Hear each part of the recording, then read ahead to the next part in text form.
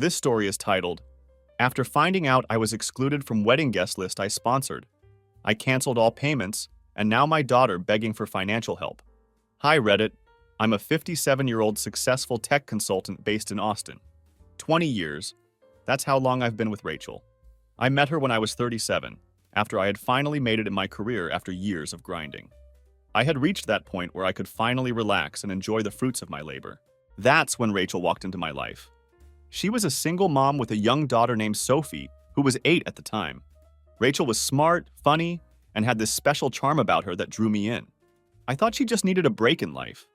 Little did I know that I'd be handing out breaks left and right for the next 2 decades, while they just took advantage of my generosity. When we first got together, I didn't mind stepping up to help. Sophie needed a new mountain bike? Done. Rachel wanted to finish her master's degree? I covered her tuition without hesitation. I wasn't trying to buy their affection. I genuinely wanted to help out. I figured if I was going to be with Rachel, I couldn't ignore Sophie's needs. I thought maybe I could be a positive influence in her life. As time went on, I ended up doing way more than I ever expected. I paid for Sophie's private school education, covered all her extracurricular activities, bought her new MacBooks every couple of years, and even funded international trips with her classmates. All of this came out of my pocket without complaint. When Sophie wanted some limited edition Valentino prom dress that cost more than my first Audi, I didn't even hesitate. Why not? I thought I was building something meaningful with Rachel and Sophie. I wanted them to have the best. The problem was that I never truly felt like part of the family. Sophie was polite, sure, but always distant. She would give that fake smile when receiving gifts, then disappear to her room without so much as a thank you. Rachel would brush it off, saying, "Teenagers are just like that." It started to wear on me, but I still figured it would get better as Sophie got older. By the time she hit college, I was paying over $85,000 annually for her private education. Rachel said it was an investment in Sophie's future, and I agreed at the time. I wanted Sophie to have opportunities I never had growing up. When she graduated last year, I surprised her with a brand new Range Rover Sport Midnight Black, fully loaded with every possible option. Sophie was thrilled and gave me the first genuine hug I'd gotten from her in years. For a moment, I thought maybe I was finally getting through to her. Fast forward to now. Sophie's engaged to some guy named Marcus. He's decent enough, I guess, works in hedge fund management and comes from old money. He seems to genuinely care about her. Rachel was over the moon about the engagement, constantly gushing about how Sophie was set for life, and how Marcus was such a good match for her and so stable. Wedding planning started almost immediately, with Rachel treating it like the social event of the decade. We're talking about a Lake Tahoe resort venue, custom farm-to-table menu, live orchestra, the works. The guest list was pushing 400 people, with every single detail screaming luxury. Naturally, I was footing the bill. Why? Because I could afford it, and I wanted Sophie to have her dream wedding. Or so I thought. Little things started nagging at me during the planning process. Sophie and Rachel would have these planning sessions that I wasn't invited to. "It's just girl stuff," Rachel would say, waving me off. When I suggested inviting a few of my close friends, Rachel gave me this look and said the guest list was already so tight. Tight? There were 400 people on that list, but apparently no room for people who'd been in my corner for decades. Let's talk about David. This guy is the definition of a deadbeat. If there was a hall of fame for absent fathers, his face would be front and center. I've been with Rachel for 20 years, and I can count on one hand how many times David showed up for Sophie. And when I say showed up, I don't mean he came through in any meaningful way. He just drops in, throws around some half-assed compliments, and vanishes before the dishes are clean. The thing that gets me, though, is how Sophie sees him. To her, David is some kind of superhero. When she was younger, she'd run to the door yelling, "Dad's here," like he was Santa Claus himself. Meanwhile, I was there every single day, making sure she had everything she needed. I don't know what fairy tale she's telling herself, but the reality is David hasn't contributed a single penny to her life. No child support, no birthday presents, not even a dollar store card. One time, Rachel told me David had a rough patch after the divorce. Apparently, the poor guy needed space to figure things out. Space? He didn't need space. He needed a job and a reality check. But Rachel, being Rachel, never pushed him. She made excuses for him like it was her second career. "He's still her dad," she'd say, like that gave him a free pass to do absolutely nothing. What really burns me up is how David shows up just enough to keep Sophie hooked. He's not completely out of the picture. Oh no, that would make too much sense. Instead, he breezes in a couple times a year, just often enough to keep the cool dad image alive. He takes Sophie out to some chain restaurant, Olive Garden or someplace like that, gives her some vague life advice, then disappears for months. And every time Sophie comes back beaming, like she just had dinner with Tony Robbins. Don't even get me started on Rachel's role in all this. She's always made sure David had a seat at the table, figuratively and literally. One time he called after a solid year of silence, said he wanted to see Sophie. Rachel practically rolled out the red carpet, cooked this huge Italian feast, made sure Sophie was all dressed up, and even asked me to step out for the evening so they could have family time. I'll admit that one stung, but I played along. I didn't want to be the bad guy. I figured if Sophie needed David in her life, I wasn't going to stand in the way. I thought I was being the bigger person. In hindsight, I was just being a sucker. The thing is, David doesn't even try to pretend he's involved.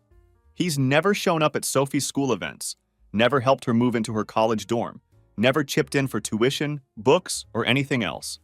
But somehow, he gets to waltz into her life, be dad with a capital D, while I'm just what? The guy who pays for everything? The glorified ATM? It's insulting. One time I tried to bring this up with Rachel. I told her how it feels like I'm doing all the heavy lifting while David gets all the praise.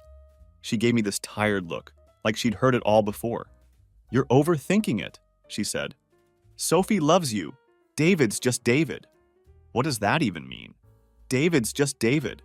Is that supposed to justify his complete lack of effort? I let it go because arguing with Rachel about David is like trying to teach a fish to ride a bicycle, pointless. And now, the wedding. When Sophie announced she was engaged, I was genuinely happy for her. I thought this was my chance to really be part of something special in her life. But then came the worst part, the wedding invitation. When they arrived, I opened mine expecting to see my name somewhere, anywhere. But nope. There it was in black and white. David Reynolds, father of the bride. Not a mention of me. I didn't even get a footnote. It was like I didn't exist. I thought about confronting Sophie about it, but honestly, what would be the point? She'd just tell me it was a mistake or that it wasn't a big deal. But it was a big deal. It was a huge deal.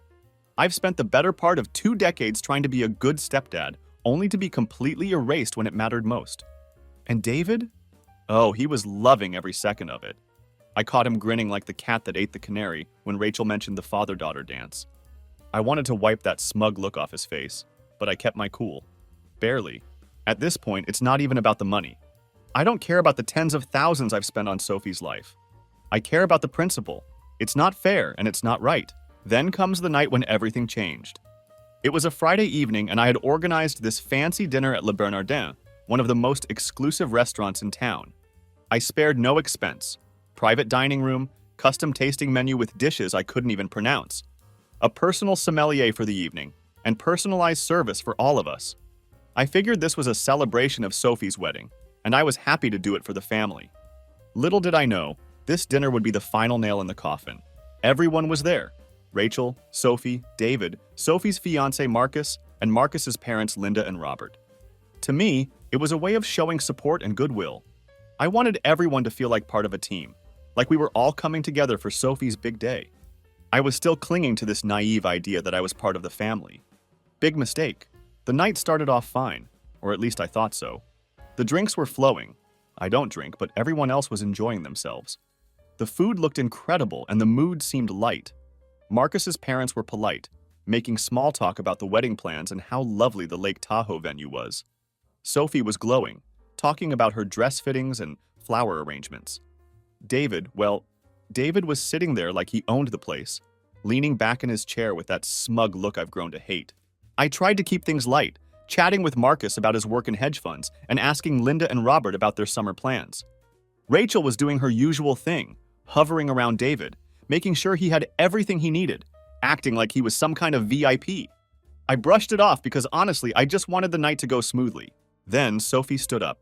She clinked her glass, signaling she wanted to make a toast. I sat back, expecting some heartfelt words about family and gratitude.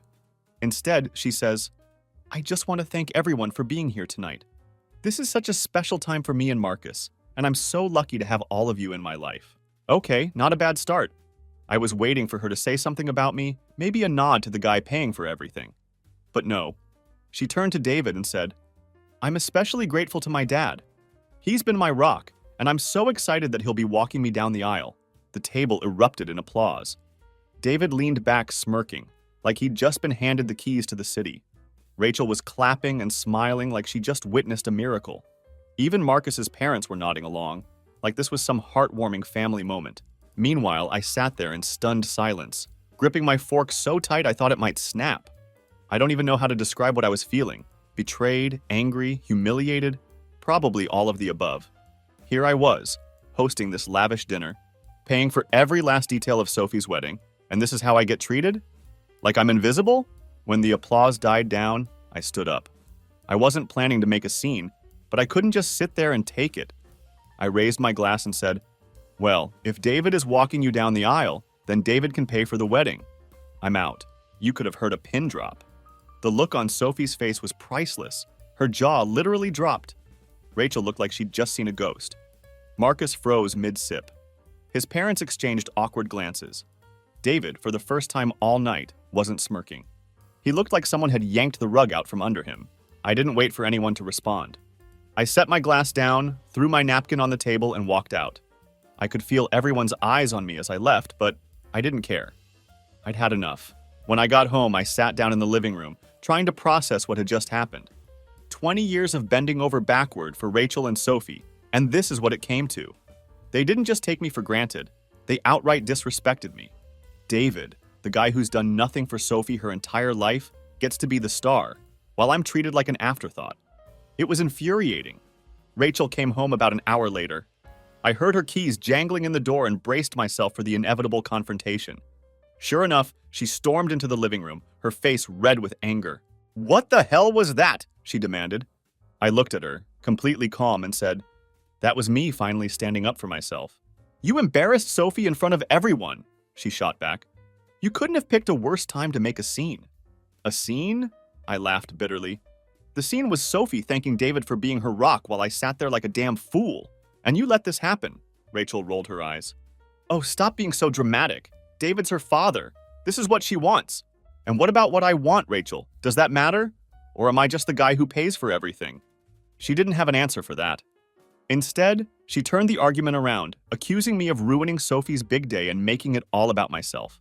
I just shook my head. There was no point in arguing with her. She didn't get it, and she never would. That night, I made a decision. I wasn't going to let them use me anymore. After that Friday night dinner fiasco, I woke up the next morning feeling oddly calm. Maybe it was the kind of calm that comes with clarity. I wasn't stewing over it or second-guessing myself. I just knew exactly what needed to be done. If David wanted to play the role of dad so badly, he could have the whole package. Let him handle the stress, the logistics, and most importantly, the checkbook. I was officially out. The first thing I did was sit down at my computer and log into the joint account Rachel and I shared. I moved every cent I had put in for Sophie's wedding into my personal account. Not going to lie, it felt good. I even double-checked to make sure everything was secure. Rachel didn't work, hadn't for years. And I wasn't about to let her siphon off money for a wedding I was no longer funding. Next, I grabbed my phone and started making calls. First up was the caterer. I'd hired this high-end catering company. The food alone was costing me close to $25,000. I explained the situation to the manager, something about unforeseen circumstances. I didn't feel like airing my dirty laundry to a stranger. Surprisingly, they were cool about it. Since the wedding was still a few months away, they agreed to cancel without any penalties. Full refund. One down. Many more to go. Then there was the venue. This was the big one. Beautiful place, sure, but also ridiculously expensive. I think the deposit alone was around $15,000. When I called, the event coordinator sounded annoyed, like I'd personally ruined her day by canceling. She explained that the deposit was non-refundable, which I already knew. Fine. Keep your $15,000. It was worth losing that chunk of change to get out of this mess. While I was on hold with the venue, I glanced at my car keys sitting on the counter and had an idea. Sophie's Range Rover. I'd given her that car after she graduated college, thinking it was a nice gesture for all her hard work. In reality, she'd barely passed, and I'd probably spent more time arranging her graduation party than she spent studying. but whatever. I bought her the car because I thought it would make her happy. Now, though, that car was mine. It was in my name, and there was no way I was letting her keep it after everything that happened. I logged onto a car-selling app and posted it right then and there. Within a few hours, I had a buyer lined up. By the end of the week, the Range Rover was gone, and I had an extra $65,000 in my pocket. You know what? It felt great. After the venue, I called the photographer. This was another expensive booking because Sophie and Rachel insisted on hiring some award-winning artist who didn't just take photos, but captured memories, whatever that means. The guy was surprisingly understanding. He even said he had a wait list of couples who'd been hoping to snag my date, so he was happy to refund the deposit. I spent the rest of the day going down the list of vendors, the florist with her exotic flower arrangements, the 12-piece orchestra, the artisan cake designer from France. Every phone call was another small victory. Most of them were polite. A few were annoyed, but I didn't care. By the end of the day, I'd clawed back nearly $40,000. Sure, I lost a few deposits along the way, but considering how much the whole wedding was going to cost, it was a small price to pay for my peace of mind. While I was handling all this, Rachel was suspiciously quiet. She knew I was upset after the dinner, but I don't think she realized just how serious I was. She didn't ask me what I was doing or where I was going, which was unusual for her. Normally, she was all up in my business, but now radio silence. I think she assumed I'd cool down after a day or two, and things would go back to normal. By the time Rachel finally confronted me, I was already halfway through dismantling Sophie's dream wedding. She found me sitting at the kitchen table with a stack of papers, contracts, receipts, bank statements. "What's all this?" she asked, her voice sharp. "I'm canceling the wedding," I said without looking up. Her jaw practically hit the floor. "You're what?" "You heard me," I said, finally meeting her eyes. "I'm not paying for a wedding where I'm treated like an outsider. If David wants to be the big man, let him step up for once." She stared at me, speechless. For a moment, I thought she might start crying, but then her face hardened. "You can't just do this. Sophie's counting on you." "Is she?" I shot back. "Because from where I'm sitting, it seems like she's counting on David." Rachel started to argue, throwing out every excuse in the book. "You're overreacting," she said. "This is about Sophie's happiness, not you. You're being selfish." Selfish. That word hit me like a slap in the face. I'd spent 20 years putting their needs ahead of my own, giving them everything they wanted without asking for much in return. And now, when I finally stood up for myself, I was the selfish one? I stood up, towering over her. Selfish? Let me tell you what selfish looks like. Selfish is erasing me from Sophie's life while I pay for everything. Selfish is letting David waltz in and take credit for things he didn't do. If you think I'm selfish, maybe you should take a good look in the mirror. Rachel stormed out of the room, slamming the door behind her. I could hear her pacing upstairs, probably calling Sophie to vent about how unreasonable I was being. Let them complain. I didn't care anymore. The next morning I woke up early, poured myself a cup of coffee, and went back to work. I called the string quartet and canceled their booking. They were disappointed but polite, and I got most of my money back. I emailed the company making the custom wedding invitations and told them to stop production. They hadn't printed anything yet, so they refunded the full amount. By the time I was done, the wedding was essentially dismantled. No venue, no caterer, no orchestra, no cake, and no Range Rover sitting in Sophie's driveway. It was like the wedding had never existed. And honestly, it felt like a weight had been lifted off my shoulders. Rachel didn't say much after that. She spent most of her time in the guest room, avoiding me. Sophie started blowing up my phone with texts, accusing me of ruining her life. I didn't respond to any of them. I was done being their doormat, and I wasn't about to apologize for taking back control of my own life. When the last vendor confirmed the cancellation, I closed my laptop and leaned back in my chair, feeling something I hadn't felt in years: peace. For the first time in a long time, I wasn't being pulled in 100 different directions.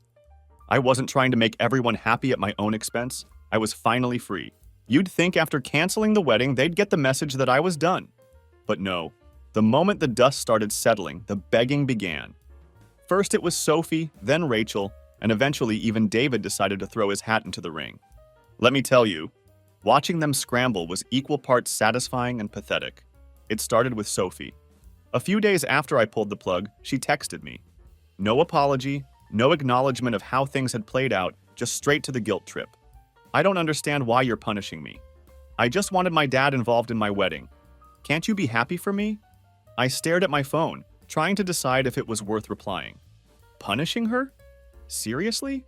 I was the one who had paid for her entire lifestyle, and now I was punishing her? Yeah, no. I didn't bother replying. I wasn't in the mood for a back and forth where I'd be painted as the bad guy no matter what I said. A few hours later, she tried again. Can we please talk about this? You're making everything so stressful for me.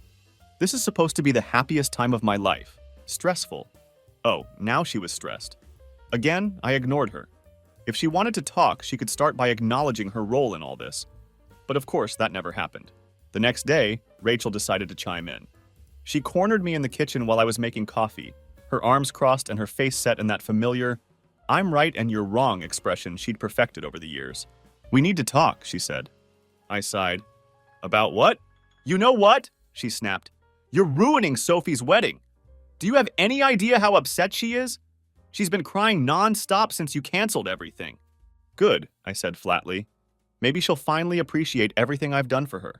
Rachel looked at me like I'd just grown a second head. "You can't be serious. You're acting like a child. This isn't about you. It's about Sophie." "And yet," I said, leaning against the counter, "I was the one paying. So yeah, it is about me." That set her off. She launched into this long-winded rant about how I was being selfish, how I was letting my pride ruin what should have been a happy occasion, and how I was tearing the family apart. I let her go on for a bit, mostly because I wanted to see how far she'd take it. But when she started crying, yes, the crocodile tears made an appearance. I cut her off. "Rachel, let me ask you something," I said, keeping my voice calm. "Where was this energy when Sophie decided to write me out of the wedding?" She opened her mouth to respond, but I held up my hand. "No, don't answer, because we both know the truth. You didn't care then, and you don't care now.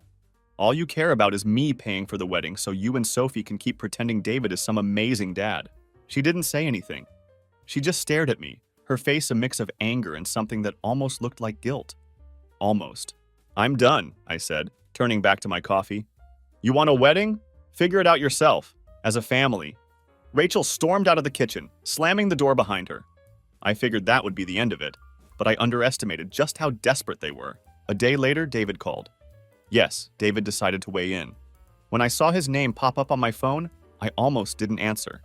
But out of curiosity, I picked up. "Hello," I said. "Hey man," he replied, his voice annoyingly casual like we were old buddies. "Listen, I heard about what happened and I just wanted to talk." "About what?" I asked, already annoyed. "Well, about the wedding," he said. "Look, I get that you're upset, but don't you think you're overreacting a bit?" I actually laughed. "Overreacting, David? You've been a dad in name only for 20 years, and now you're telling me how I should feel?"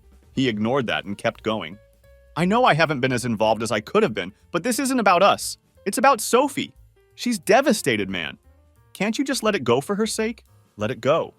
The audacity of this guy. I'd spent years cleaning up his messes, and now he had the nerve to tell me to let it go? "David, let me make something clear," I said, my voice steady. "You wanted to play dad? Great. Step up and be a dad for once. Otherwise, don't bother calling me again." There was a long pause on the other end, and for a moment I thought he might actually step up. But no, of course not. Instead, he muttered something about doing my best and hung up. Typical. The final act in this circus came a few days later when Sophie showed up at the house. She looked tired, like she hadn't slept in days, but I wasn't about to let that guilt me into caving. "I just don't understand why you're doing this," she said, her voice trembling. "You've always been there for me. Why are you turning your back on me now?" I crossed my arms and looked at her. "Sophie, let me ask you something. When you decided to write me out of your wedding, no mention in the invites, no father-daughter dance, nothing. Did you ever stop to think about how that would make me feel?" She didn't answer. She just looked down at her hands, fidgeting with the strap of her Gucci purse. "I tried so hard with all I could to be a father to you," I continued. "I've wanted to make sure you live the best life. And yet, when it really mattered, you chose David. That's okay. It's up to you. But don't expect anything from me." She started crying, but I didn't budge. I'd given her every opportunity to make things right, and she'd chosen to ignore them. This was the bed she'd made, and now she had to lie in it. When she left, I felt a weird mix of emotions. Part of me was sad. It's not easy to watch someone you care about walk out of your life. But mostly, I felt relieved. It didn't take long after the begging tour for the final blow to land. I thought they might finally get the hint after Sophie's meltdown at the house, but nope, they weren't done yet. If anything, the silence that followed felt more like the calm before the storm. A week passed without a word from Rachel, Sophie, or David. Honestly, I thought it was over. I started settling into my new normal, working, relaxing, and enjoying the peace that came from not dealing with their drama every day. But of course, that couldn't last. One Thursday afternoon, I was at work going over some client proposals when my phone buzzed. I almost ignored it, but something made me glance at the screen. The number wasn't saved in my contacts, but it looked vaguely familiar. Against my better judgment, I picked up. Hello? Hey, it's David. Of course it was David. I leaned back in my chair, already bracing for whatever nonsense he was about to throw at me. What do you want, David? Look, man, he started, his voice overly casual. I know things have been rough lately, and I hate to be the one to bring this up, but we've got a problem. We? I said, raising an eyebrow. What's this we you're talking about? There was a pause on the other end, and I could almost hear the wheels turning in his head. Look, I get it, he said finally. But the thing is, I can't afford it. Sophie and Rachel are counting on you. Not my problem, I said bluntly. He started to argue, but I hung up before he could get another word in. I didn't have time for his nonsense, and honestly, I had already wasted enough of my life cleaning up after him. That night, Rachel decided it was her turn to make a last-ditch effort. I was in the living room, flipping through channels when she walked in holding a letter. Her face was tight, like she was trying to hold it together. What's that? I asked, not even looking up. It's from Sophie, she said quietly. She asked me to give it to you. I glanced at the envelope but didn't move to take it. What does she want now? She's sorry, Rachel said, sitting down on the couch across from me. She knows she hurt you, and she wants to make things right. I raised an eyebrow. Does she? Because the last time I checked, her idea of making things right was asking me to pay for a wedding I've been cut out of. Rachel sighed, her shoulders slumping. Can you just read it? Please? Reluctantly, I took the envelope and opened it. The letter was handwritten, which surprised me. I figured Sophie would just text me again, but I guess she thought this would feel more personal. The letter was long too, quite long, honestly, and full of the usual excuses. I'm sorry if I made you feel like you weren't part of the family. I didn't mean to exclude you. I just wanted to honor my dad. This wedding means everything to me, and I can't do it without your help. It was the same nonsense I'd heard 100 times before, just dressed up in fancier words. Nowhere in that letter did she take real responsibility for how she treated me. Nowhere did she acknowledge that I'd been the one supporting her all these years while David coasted. It was just another attempt to guilt me into caving. When I finished reading, I set the letter down and looked at Rachel. If this is her idea of an apology, she's got a lot to learn. She's trying, Rachel said weakly. She just wants her wedding back. Well, she can keep wanting, I said, standing up. And if you think I'm going to change my mind, you're wasting your time. Rachel didn't argue. She just sat there, staring at the floor. For a moment, I almost felt bad for her. But then I remembered all the times she'd let David walk all over me. All the times she'd put his feelings and Sophie's wants ahead of mine. Whatever sympathy I might have felt evaporated. The next day, I heard that the wedding was officially canceled. Sophie had apparently tried to downsize, hoping Marcus's family would step in to cover the costs, but they weren't having it. From what I heard, the whole thing turned into a massive fight, and Marcus's parents pulled their support entirely. Rachel moved out a week later, taking whatever little she could carry. Thanks to the prenup, I could go on with the divorce without her getting a dime out of me. I changed the locks, cleared out the joint accounts, and started rebuilding my life. I blocked them from everywhere, changed my number, deleted their emails, unfriended mutual contacts. I don't want anything that ties me with this nonsense family. Let David handle their drama. I was done, and let me tell you, it felt amazing.